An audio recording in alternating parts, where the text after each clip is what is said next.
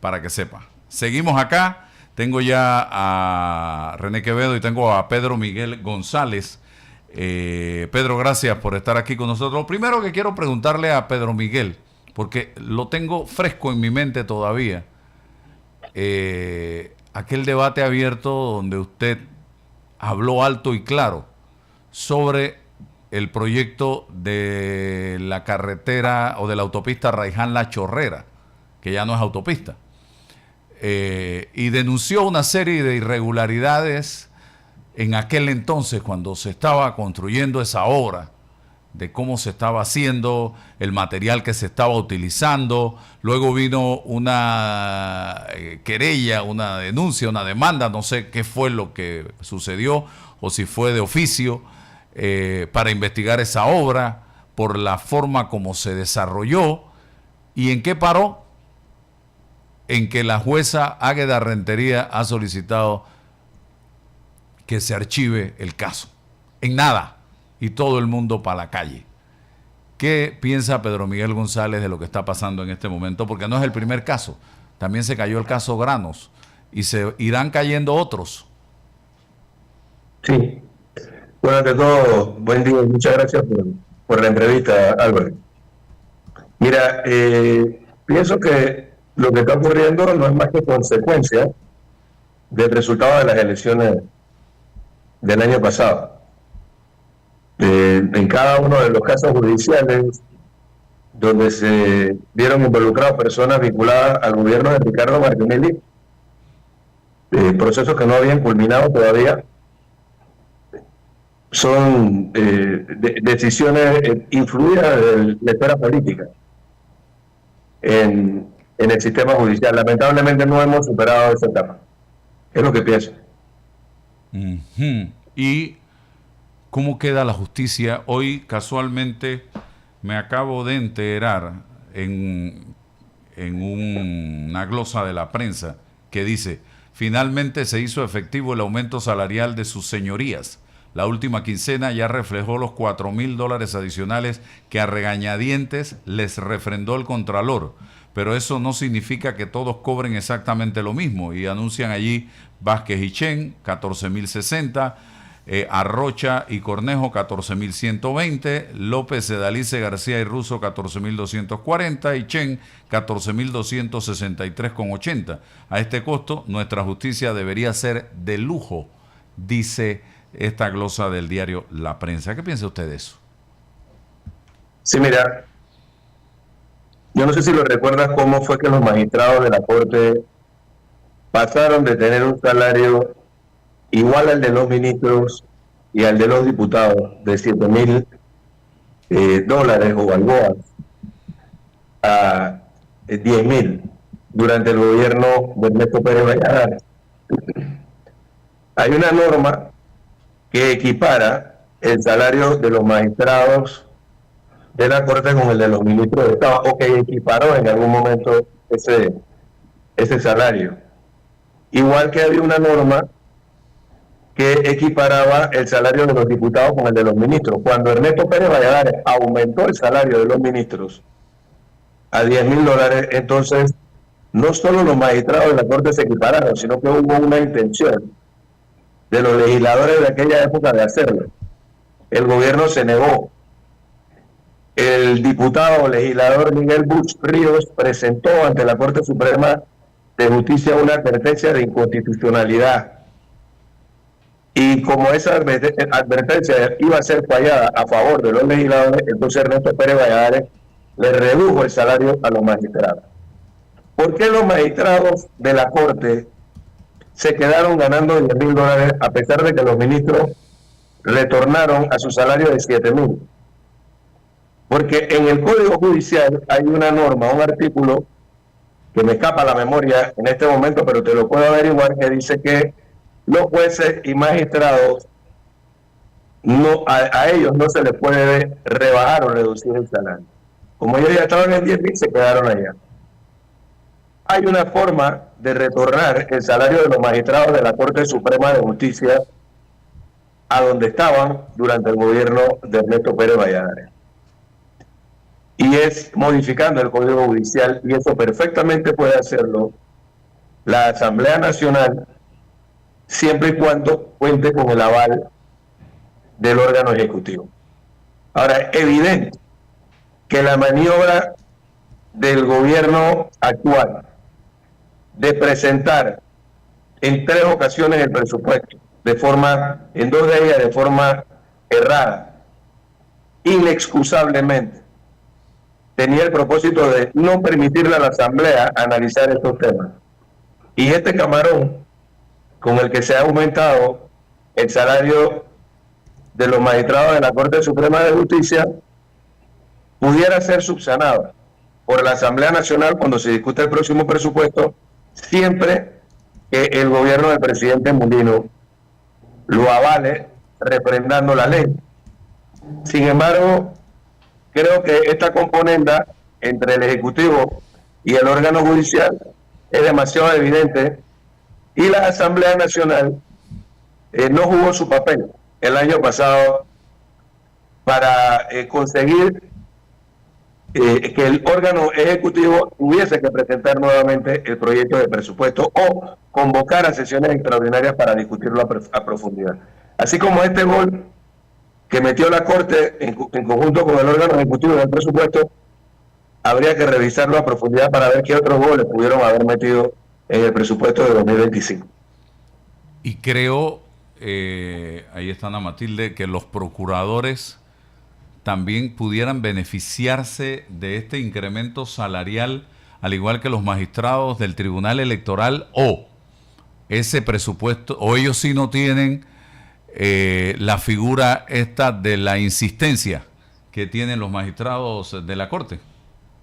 No, es que para los efectos de ellos, para los efectos del Procurador de la Nación, el de la Administración, y todos los magistrados que por ley equiparan su salario a los magistrados de la Corte Suprema de Justicia, eso es por fuerza que hay que hacerlo. O sea, la ley así lo determina. Lo que tendrían que gestionar a lo largo de la vigencia presupuestaria son los recursos para financiar esos aumentos. Pero de que esos aumentos vienen, Álvaro, vienen, sin duda, porque así lo mandata la ley. Entonces, ya te digo, te repito, existe una fórmula. De hecho, en una ocasión, hace ya, qué sé yo, más de 15 años atrás, estando en la Asamblea Nacional, presentamos una movida de esta naturaleza. Presentamos una movida para reformar, cuando se estaba discutiendo la reforma integral al Código Judicial, este legislador, en su momento este diputado, presentó junto con otros diputados una moción de esa naturaleza, y tembló la tierra, y la Corte Suprema mandó sus emisarios, y el órgano ejecutivo en su momento envió sus emisarios para evitar que la Asamblea Nacional pudiera aprobar una reforma al Código Judicial que permitiera la reducción de los salarios de los magistrados y jueces. Entonces, y sería para ese propósito. Mira, yo estoy de acuerdo con la independencia del órgano judicial, incluso la independencia financiera y presupuestaria, pero creo que en las circunstancias que vive el país, al no hacerlo también de manera transparente como debió haber sido discutido durante el presupuesto del 25 del año pasado, creo que no fue algo hecho en buena lid. Creo que demuestra que este gobierno tiene poca transparencia, no tiene ningún interés en hacer las cosas transparentemente, y demuestra también que hay una actitud de parte de los magistrados de la Corte Suprema de Justicia que no se compadece con la realidad del país. Bien, Ana Matilde Gómez, con Pedro iniciamos hablando, ¿y por qué hemos llegado a este punto? Porque iniciamos hablando de que se están cayendo los casos, el caso Granos, el caso de la autopista Arraiján-La Chorrera. Ahora la prensa hoy reitera el tema de los incrementos salariales porque ya es un hecho a los magistrados de la Corte Suprema de Justicia. O sea, se están dando una serie de situaciones. Pareciera que todos los casos que están pendientes van a correr la misma suerte. Casos que vienen de hace 10 años. Licenciada Ana Matilde. Bueno, buenos días a todos, buenos días Pedro, gusto de saludarte, igual que al Libey, a René y a todos los oyentes. Esperemos que no, o sea, ahora el Ministerio Público ha apelado esa decisión y dos cosas nada más pueden pasar, o sea, siempre el Ministerio Público ha estado sujeto a la calificación que haga el Poder Judicial.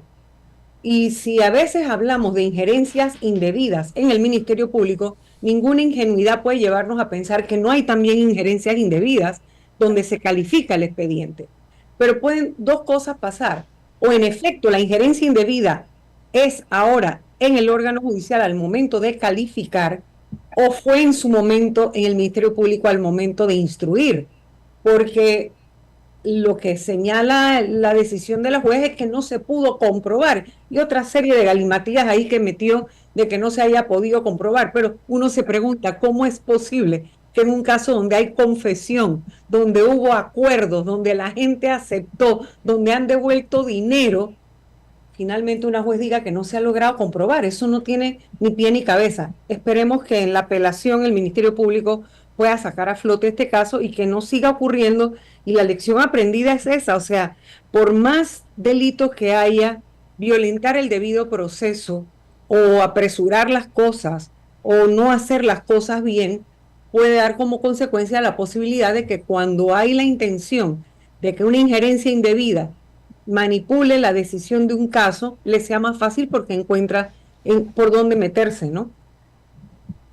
Ok, vamos al tema del PRD. Pedro, ayer tuvimos aquí a el señor Jorge Eduardo Montenegro.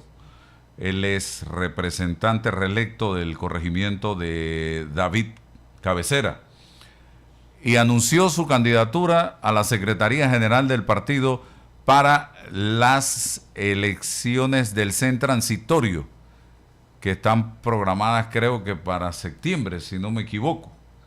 Y que la duración de este CEN transitorio sería de 2 años, hasta el 27, cuando ya se escoja el CEN por 5 años. ¿Cómo está viendo usted, Pedro Miguel, el desarrollo de este proceso y si usted tiene alguna aspiración a ocupar algún cargo en este CEN transitorio? Bueno, pienso que es natural que cuando se abran los espacios para renovar, aunque sea transitoriamente, el liderazgo del partido, surjan aspiraciones. Eso es natural, lógico, previsible. Pueden surgir candidaturas de jóvenes, de militantes de una nueva generación. Pueden también surgir figuras emblemáticas con mucha trayectoria dentro del partido. Y eso es positivo. Yo pienso que deben haber muchas alternativas para renovar la dirección del partido. Ahora, creo que lo importante no es tanto en los nombres de las personas que vayan a asumir el liderazgo del partido a partir de septiembre, sino cuál es el propósito, el para qué lo haces. O sea, si tú llegas simplemente a cambiar los nombres, por ejemplo, se habla mucho de la intención de un sector del partido muy vinculado a la actual dirección. Ellos consideran que tienen mucha ascendencia sobre el actual directorio. También aquellos que ejercieron poder durante el gobierno del presidente Cortizo, empezando con su vicepresidente, José Gabriel Carrizo, que también tuvieron mucha influencia durante ese gobierno, y piensan que el directorio nacional, esos 300 compañeros y compañeras, van a seguir sus lineamientos para poder que emerja una dirección política afín a sus intereses. O sea, es afín a los intereses del liderazgo político gubernamental que nos llevó a la catastrófica derrota de mayo del año pasado, o afines a el liderazgo de la dirección política actual, que fue cómplice de todo lo que se hizo a lo largo de la gestión gubernamental, que nos llevó a distanciarnos de la sociedad y que nos llevó a tener la más rotunda derrota en la historia de nuestro partido. Por el otro lado, creo en la independencia de criterio de los miembros del directorio nacional, he estado haciendo un ejercicio con compañeros cercanos. Yo era de la impresión de que este sería un directorio de yesmanes, es decir, de personas que estarían dispuestas a levantar la mano por lo que propusiera Gaby Carrizo o por lo que propusiera Benicio Robinson, y me he dado cuenta que no es así.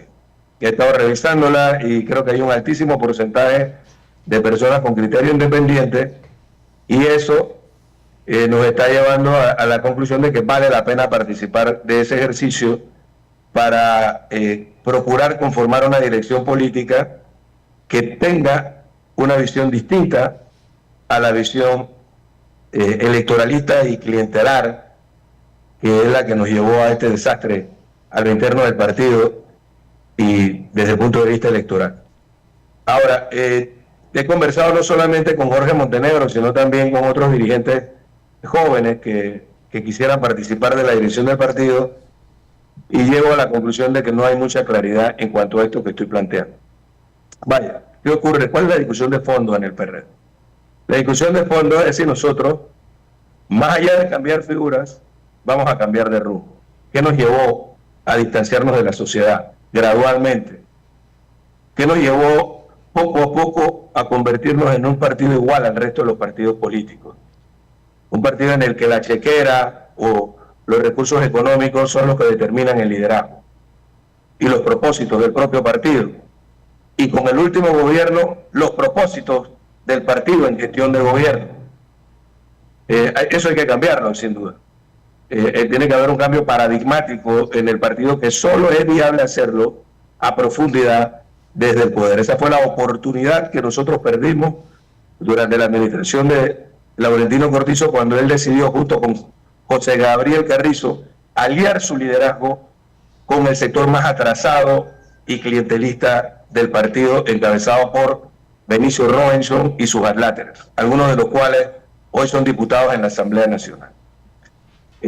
Hay una nueva oportunidad, el directorio es una oportunidad para eso, pero finalmente será el Congreso. Este Congreso debiera celebrarse, si se cumplen los términos establecidos en el Estatuto y en la ley electoral, en mayo del año 2027. Pudiera adelantarse, como lo hemos hecho en otras ocasiones, pero también pudiera dilatarse, lo que sería peligrosísimo, que se juntaran los tiempos del electoralismo interno del partido de cara a las elecciones del 29 con la definición de un liderazgo institucional dentro del partido. Eso nos pasó en 2008 y fue un desastre. Fue la tormenta perfecta. Debimos haber celebrado un congreso en el año 2007 y la dirección del partido decidió postergarlo para el 2008. No habíamos salido del congreso y ya Balbina Herrera, que era la presidenta del partido, y Juan Carlos Navarro, que era el primer subsecretario del partido, se estaban enfrentando de manera visceral por la presidencia de la República, por la candidatura presidencial. Entonces ya vivimos esa experiencia, y lo que convendría en todo caso es que esta dirección política que surja del directorio, que espero sea y no se dilate en el mes de septiembre, adelante los tiempos y podamos tener tiempo suficiente para poder definir un nuevo liderazgo a todos los niveles del partido, una hoja de ruta, y prepararnos no solo, fíjate, para una elección. Ya lo hemos hecho en el pasado.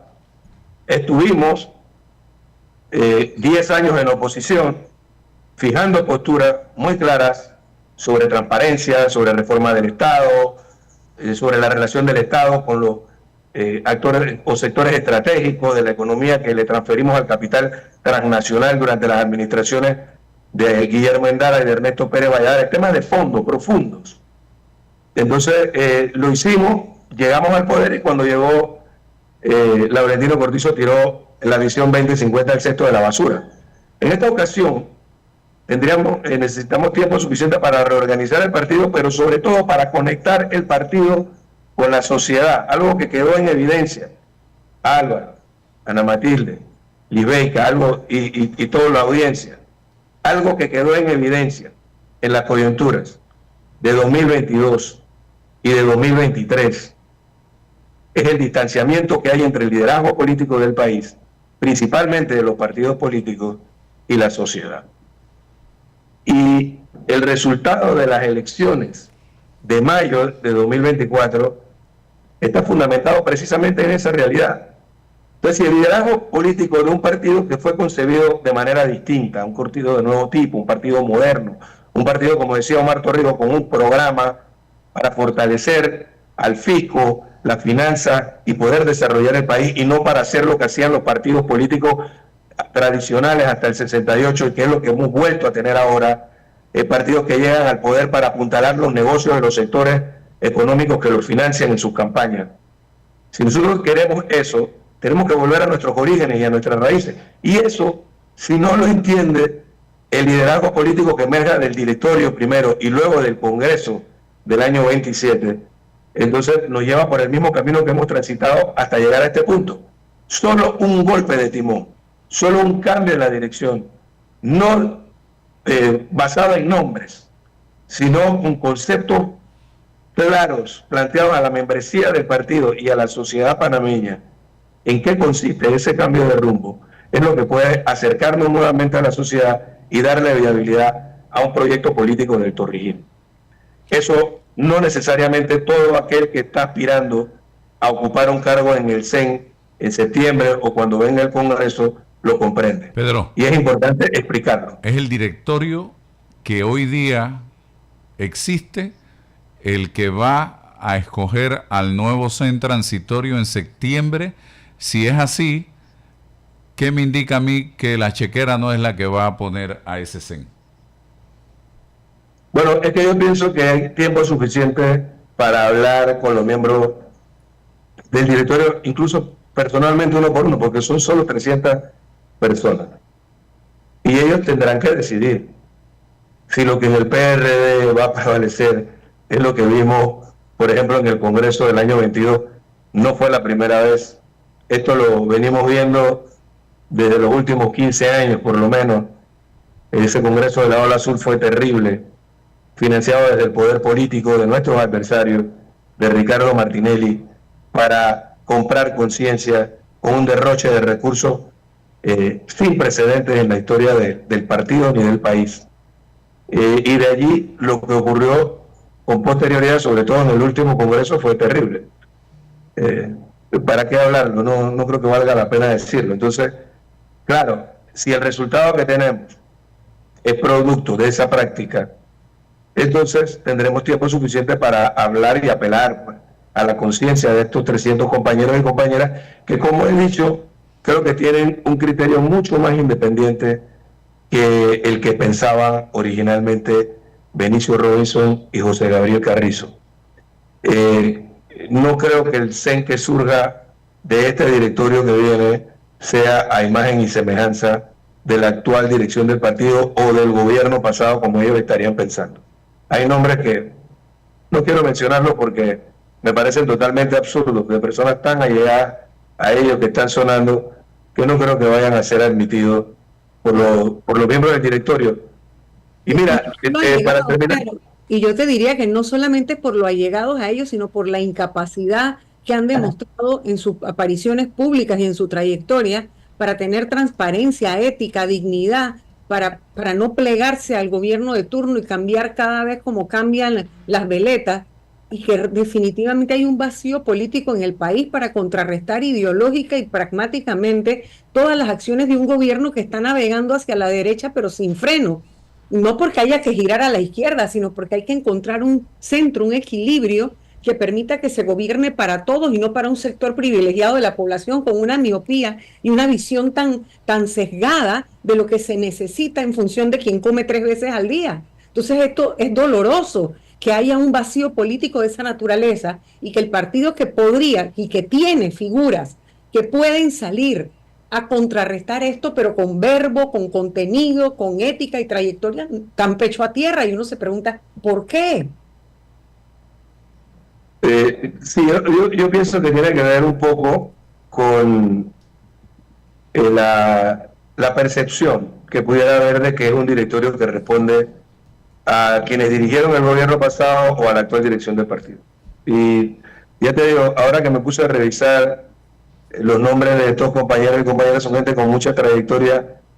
Creo que van a tener un criterio mucho más independiente de lo que esta gente pudiera estar esperando.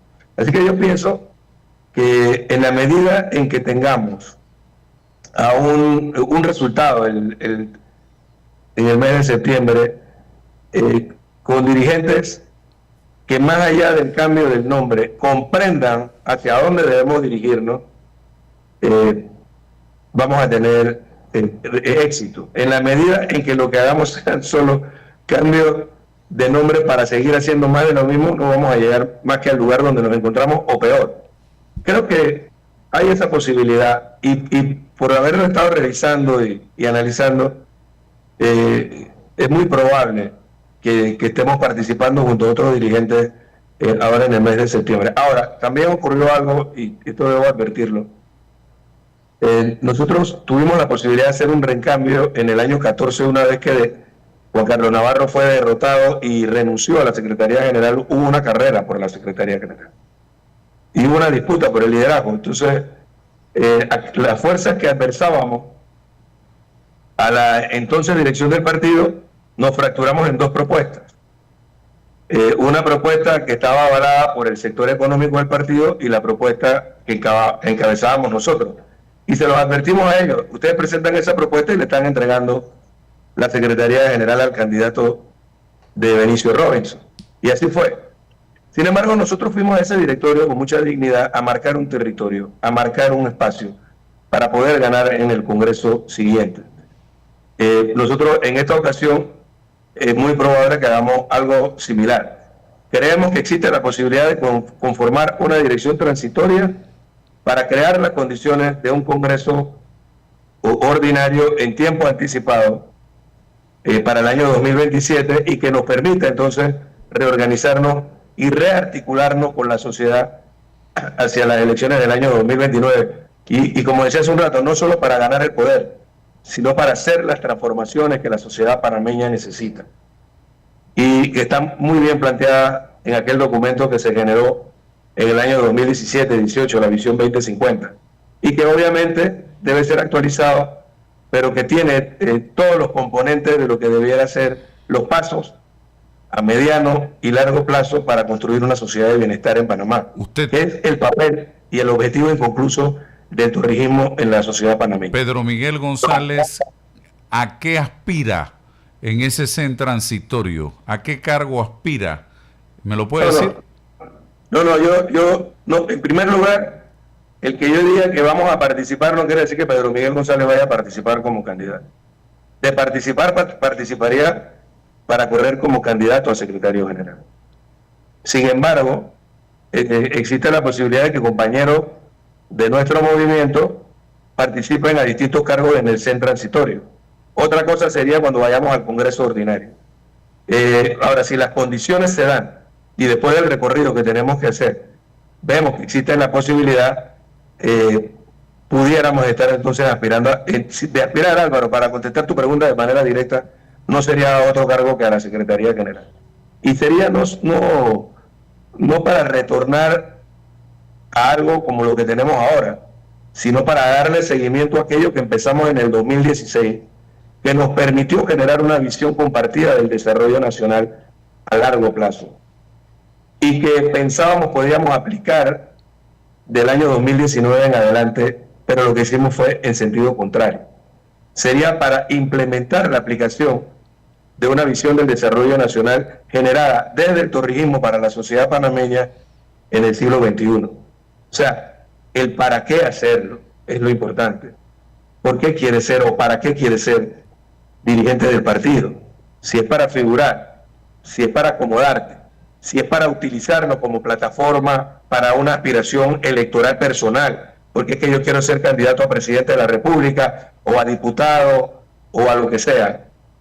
Entonces, es exactamente la concepción que nosotros hemos venido adversando, al menos desde el año 2012 para acá, cuando nos enfrentamos a la ola azul. Son dos concepciones distintas. El partido electoralista y clientelar, como el que tenemos ahora, derrotado catastróficamente en el 24, o el partido programático el partido arraigado en la sociedad panameña con un proyecto político real y cierto para la sociedad panameña. O sea, de retomar el proyecto político del torrijismo en esta generación hacia el futuro. De eso es de lo que se trata. No de llenar aspiraciones personales, electorales, individuales. De eso no se trata. Si para poder lograrlo hay que participar de ese proceso, entonces lo haremos. Oiga, Pedro, ¿a qué acredita usted la reacción de Nicaragua en la voz de Rosario Murillo en el caso Ricardo Martinelli, de no acceder a el asilo, a recibirlo en Nicaragua? A mí me parece absurdo lo que han hecho ellos y creo que solamente, digo, absurdo porque fueron ellos los que concedieron el asilo. Y si una vez se le da el beneplácito, el hecho de que exista una alerta roja en contra del señor Ricardo Martinelli emitida por una juez de Panamá, no quiere decir que ellos vayan a quitarle la condición o la calidad de perseguido político que ellos le han dado al señor Ricardo Martinelli. Entonces, creo que más bien una especie de presión política al gobierno por lo que todos sabemos, pues la Secretaría General del Sistema de Integración Centroamericano, el SICA, que está suspendido o congelado ya por más de año y medio, precisamente por, entre otras, la negativa de Panamá de avalar la propuesta de Nicaragua. Creo que tiene que ver algo con eso. Ellos pensarán que el gobierno de Panamá está desesperado por sacar a Ricardo Martinelli de la escena política y que a través de este tipo de presiones ahora sí se le dará el respaldo a esa propuesta. Creo que tiene que ver más con eso. No veo que el tema de la alerta roja haya surgido para otro propósito más que para darles esa ventaja. Y creo que también el señor Martinelli no estaba muy contento con irse y ha aprovechado por la oportunidad para quedarse en su alojamiento preferencial. Bueno, gracias a Pedro Miguel por estar con nosotros en la mañana de hoy aquí en Noticias.